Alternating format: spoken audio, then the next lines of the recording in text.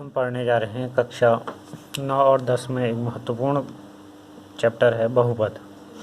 अब बहुपद को समझने के लिए पहले हमको चर, अचर, बीजी व्यंजक इनके बारे में समझना होगा।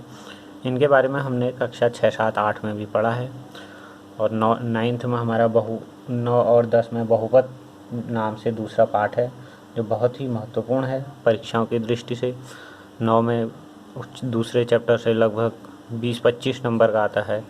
ऐसी कक्षा 10 में भी 2-3 सवाल आते हैं। अब देखते हैं चर राशियाँ क्या हैं। वे राशियाँ जिनका मान गणितीय क्रियाओं में क्या होता है, बदलता रहता है। गणितीय क्रियाओं में जिन राशियों का मान बदलता रहता है उनको क्या कहते हैं, उनको कहते हैं हम चर राशियाँ, यानी कि वेरिएबल्स। यानी कि हर उसमें अलग अलग होगा। जैसे हमने कह दिया, कहीं पर लिखा है हमने 2x + 1 = 10। यहाँ पर x का मान अलग आएगा, कितना आ जाएगा, यानी कि यहाँ पर हम x का मान निकालें तो हमारा आ जाएगा 2x = हो जाएगा ये 1 उधर गया 9, यानी कि 9, x = 9/2 आ जाएगा। 2x = 9 यानी कि x = 9/2। ऐसे ही फिर हम दूसरे में निकाला, माना हमको दे रखा है 5x + 3 = 60। इस टाइप से कुछ यहाँ पर x का मान अलग आ जाएगा। यानी कि हर कंडीशन के हिसाब से हर जगह पर जिनका मान बदलते रहता है। हम देखते हैं विभिन्न सवालों में x मानते हैं, कहीं पर उम्र 8th में देख रहे थे हर कहीं पर भी x का मान एक सवाल में अलग आ रहा था, दूसरे में अलग आ रहा था। इस टाइप के जो होते हैं वो वेरिएबल या चर राशियाँ कहलाते हैं। अचर राशियाँ क्या हुई? अचर राशियाँ वे राशियाँ जिनका मान गणितीय क्रियाओं में क्या होता है, गणितीय क्रियाओं में समान रहता है। यानी कि हर परिस्थितियों में जिनका मान क्या रहता है, समान रहता है। और जो हमारे चर राशियाँ थे ऊपर, इनको हम किससे दिखाते हैं? चर राशियों को हम x, y, z ऐसे कुछ भी मानते रहते हैं। कांस्टेंट यानी कि अचर राशियाँ वे राशियाँ हुई जिनका मान सभी गणितीय क्रियाओं में समान रहता है। जैसे हमारे क्या क्या हुए अंक 1, 2, 3। अब एक का मतलब एक ही तो हुआ। क्लास में आप किसी भी बच्चे से कहो एक पेन दो, चाहे पेनों का कलर अलग अलग हो सकता है, परंतु संख्या क्या होगी, समान होगी। मैंने कहा 2 किताबें दो, किताब अलग अलग विषय के हो सकते हैं, अलग अलग साइज के हो सकते हैं, परंतु उनकी संख्या क्या होगी, समान। यानी कि ऐसी राशियाँ जिनका मान सभी परिस्थितियों में समान रहता है वो क्या कहलाती हैं, अचर राशियाँ, यानी कि कांस्टेंट कहलाती हैं। बीजी व्यंजक क्या हुए? बीजी व्यंजक जो होते हैं चर तथा अचर राशियों के गणितीय संक्रियाओं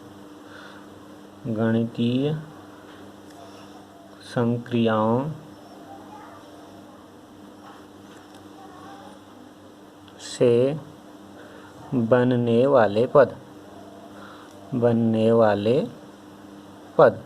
क्या कहलाते हैं, बीजी व्यंजक। अब इसका क्या मतलब हुआ, अलजेब्राइक एक्सप्रेशंस, यानी कि चर और अचर, कांस्टेंट और वेरिएबल, इनके गणितीय संक्रियाओं मतलब जब हम चर और अचर को आपस में जोड़ें या घटाएं या एक डिवाइड करें, भाग दें या मल्टीप्लाई करें, गुणा करें, तो उनसे जो पद बनेंगे वो क्या कहलाएंगे, वो हमारे कहलाएंगे बीजी व्यंजक। जैसे मैं कह रहा हूँ, अब मैंने कहा जैसे 2 हमारे पास एक अचर राशि है, ऐसी x चर राशि है। अब इन्हीं को मैंने लिख दिया, क्या मैंने लिख दिया, 2x लिख दिया, ये एक बीजी व्यंजक हुआ।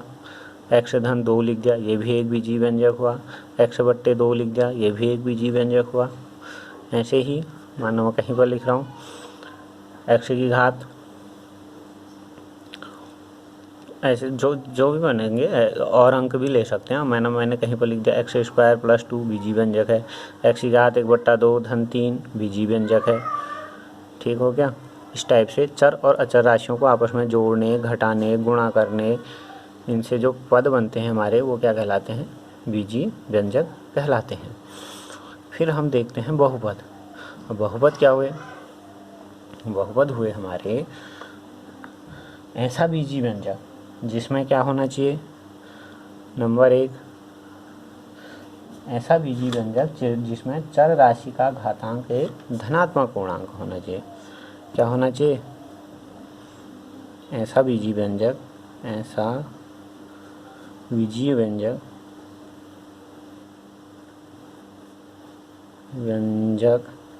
जिसमें क्या हो? नंबर 1, चर राशि की घात धनात्मक पूर्णांक हो। चर राशि की घात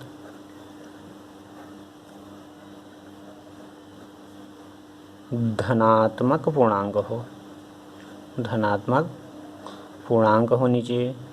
दूसरा, और क्या चीज़ होना चाहिए उसमें? प्रत्येक पद में चर राशि का गुणांक वास्तविक संख्या होनी चाहिए। चर राशि का गुणांक वास्तविक संख्या होनी चाहिए।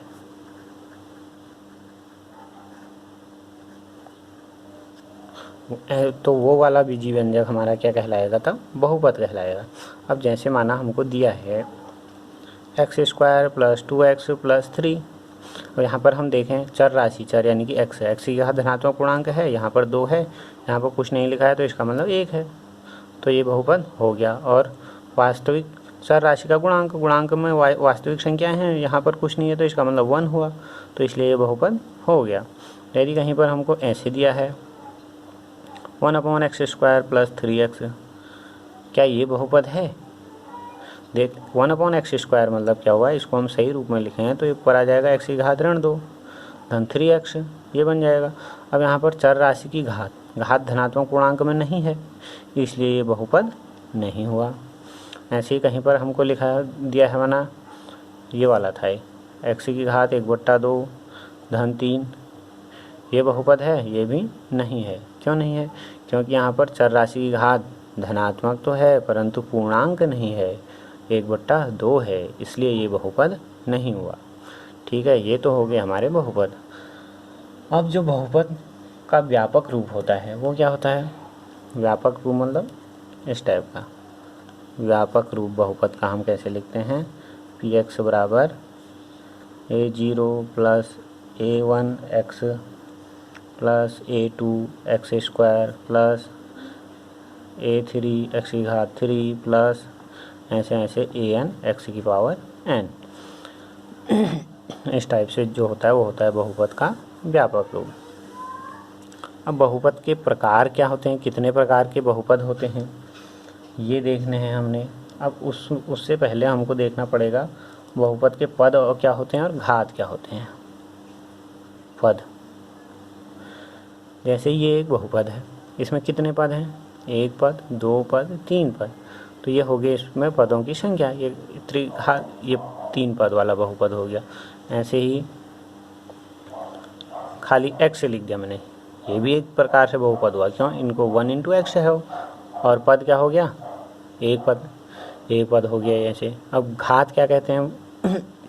घात किसको कहते हैं? बहुपद की घात मतलब किसी भी बहुपद में घात क्या हो गया? किसी बहुपद में चर राशि की अधिकतम घात जो होती है, घात बहुपद की घात कहलाती है। अधिकतम घात बहुपद की घात कहलाती है। क्या मतलब हुआ इसका? जैसे हमने कहा ये एक बहुपद है, इसमें चर राशि क्या है? x है, तो x की अधिकतम घात कितनी है? 2, तो ये द्विघाती बहुपद हो गया, यानी कि इस बहुपद की घात 2 हो गई। ऐसी जैसे ये है x³ + 5, इतना ही लिखा हमने। किस टाइप का है? पद तो इसमें 2 हैं, यदि घात पूछेंगे तो घात कितने हैं? x की घात अधिकतम कितना है? 3, तो ये हो गया त्रिघाती बहुपद, यानी कि घात कितने हो गए? 3। ऐसी मैंने कहा ये भी एक बहुपद का उदाहरण है। वैसे तो बीजीय व्यंजक का है, परंतु बीजीय व्यंजक में घात धनात्मक पूर्णांक है तो अपने आप ही बहुपद हो गया। यहाँ इसकी घात कितनी हो जाएगी? 2 हो जाएगी। ऐसे ही और एक और लिख देता हूँ, कहीं पर माना लिख दिया मैंने x की घात 5 + 2x + 3, इसमें पद के हिसाब से कहेंगे तो 3 पद हैं, घात के हिसाब से तो x की अधिकतम घात कितनी है 5, तो ये हो गया बहुपद की घात। अब बहुपद के प्रकार जो होते हैं, प्रकार पॉलिनोमियल के प्रकार यानी कि बहुपद के प्रकार, 2 प्रकार से हम इनको देख सकते हैं। एक तो पदों के आधार पर, पदों के आधार पर, और एक हम देख सकते हैं इसको घात के आधार पर। अब पदों के आधार पर क्या होंगे, पदों के आधार पर ये होते हैं, नाम से ही हमको पता चल जाएगा, एक पदी, एक पदी, एक पदी मतलब मोनोमियल, द्विपदीय, द्विपदीय, द्विपदी मतलब बाइनोमियल,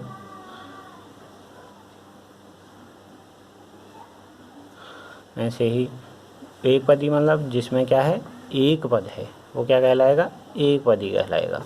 ऐसे ही त्रिपदी, त्रिपदीय कहेंगे तो वो क्या हो गया, trinomial, trinomial.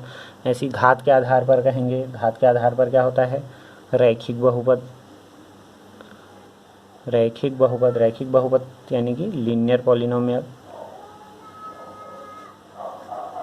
Linear polynomial, linear polynomial मतलब जिसकी घात क्या होती है, एक होती है। जैसे यहाँ पर है, खाली मैंने x लिख दिया, या x+1 है तो उसमें x+1 कह रहा हूँ, x+1 कहा, घात कितनी हुई, एक, चर राशि की अधिकतम घात 1 है, तो इस टाइप के उसको रैखिक बहुपद कहते हैं। ऐसी हो गया हमारा द्विघाती बहुपद, द्विघाती बहुपद, द्विघाती बहुपद मतलब क्वाड्रेटिक पॉलिनोमियल। ऐसे ही त्रिघाती बहुपद, जिसमें घात कितनी होंगी, बहुपद की घात कितनी होगी, 3 होगी। द्विघाती कह रहे हैं तो x² + 3, त्रिघाती कह रहे हैं तो x³ + 2x + 3। द्विघाती है मतलब पद 2 ही हों, ये ज़रूरी नहीं है, हाँ 3x + 1 ऐसे भी लिख सकते हैं। घात तो 2 है, हमको द्विघाती मतलब घात 2 होनी चाहिए, पद चाहे कितने भी हों। ऐसे त्रिघाती में जिसमें घात 3 होगी, अधिकतम घात 3 होगी, वो त्रिघाती बहुपद हो गया। अब एक होता है हमारा नियतांक बहुपद भी होता है। अभी ये क्या चीज़ होती है, नियतांक बहुपद यानी कि कांस्टेंट पॉलिनोमियल।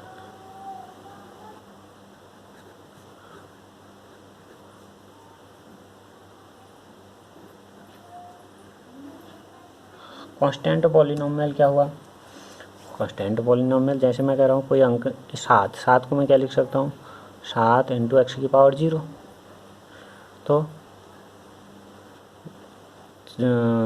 तो ये क्या हो गया, इस टाइप के उस जिसमें केवल कांस्टेंट हो, या कांस्टेंट मतलब अचर, केवल अचर से बना है ना, केवल 7 से बना है, तो ऐसे बहुपद को क्या कहते हैं, कांस्टेंट पॉलिनोमियल।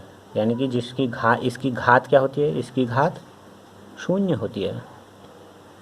कभी पूछा जा सकता है नियतांक बहुपद की घात कितनी होती है, नियतांक बहुपद की घात कितनी होगी, 0 होगी। 0 क्यों, इसमें घात मतलब चर राशि की अधिकतम घात देखते हैं, चर राशि के रूप में लिखें तो ऐसे लिख सकते हैं, घात कितनी होगी इसकी, 0 होगी। ये हो गया नियतांक बहुपद। अब एक होता है शून्य बहुपद, ये क्या चीज़ है, शून्य बहुपद। यदि बहुपद में सभी पदों के गुणांक 0 हो तो वह शून्य बहुपद कहलाता है। यदि क्या हो, सभी पदों के गुणांक 0 हो, गुणांक क्या हो, 0 हो, तो उसे क्या कहते हैं, शून्य बहुपद कहते हैं। जैसे हमने कहा था बहुपद का व्यापक रूप हम कह रहे थे a0 + a1 x + a2 + a2x², इस टाइप से ना। अब मैंने कहा इसमें गुणांक क्या हुए, a1 a2 ये हुए गुणांक, यानी कि a0 = a1 = a2, यानी इन सब का मान कितना है, 0 है, तो ये क्या बन जाएगा, 0 बन जाएगा। ऐसे बहुपद को क्या कहते हैं, शून्य बहुपद कहते हैं। अब देखते हैं हम बहुपद के शून्यक क्या होते हैं। शून्यक, जीरोज ऑफ द पॉलिनोमियल। बहुपद के शून्यक यानी कि किसी भी बहुपद में चर राशि का वह मान जिसे बहुपद में रखने पर क्या हो, बहुपद का मान शून्य हो जाए, वो क्या कहलाता है? बहुपद का शून्य। यानी कि बहुपद में चर राशि का वह मान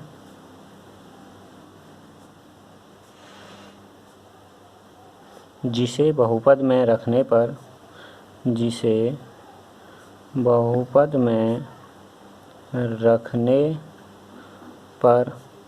बहुपद का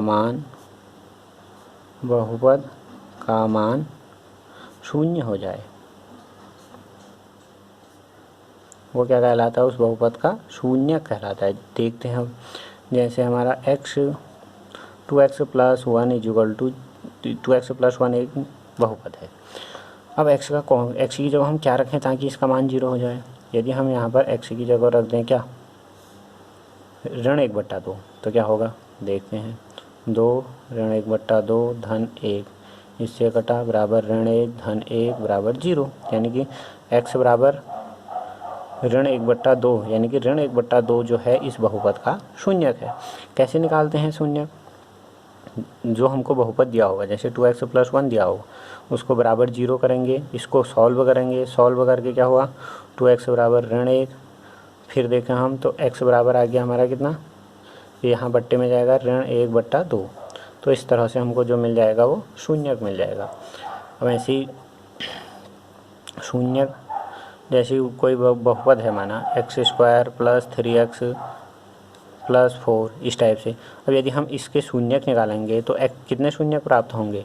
इसके हमको x के 2 मान, इसको यानी कि बराबर 0 रख के x के मान निकालेंगे तो इसके शून्यक कितने मिलेंगे हमको? 2 मिलेंगे। ठीक है। अब शून्यक और घात में क्या संबंध होता है? कोई भी बहुपद है उसकी जितनी घात होगी उतने ही उसके शून्यक होंगे, यानी कि उसको बराबर 0 रखने पर जब हम सॉल्व करेंगे तो x के उतने ही मान आएंगे। जैसे द्विघाती बहुपद है तो इसके शून्यक 2 होंगे, त्रिघाती बहुपद है तो इसके शून्यक 3 होंगे। ये हो गए बहुपद के शून्यक हो गए। और चीज़ क्या है मेन, इसके बाद मानक रूप हो गया, बहुपद के शून्यक हो गए हैं।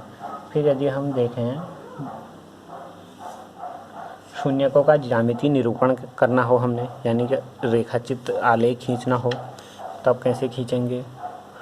ये चीज़ें आलेख खींचना हो गया और शून्यांकों और गुणांकों में संबंध हो गया, ये कक्षा 10 में है। उसके लिए कक्षा 10 के लिए एक अलग से वीडियो बना देंगे। ये चीज़ें जो हैं कक्षा 9 और 10 दोनों के लिए इम्पोर्टेंट हैं।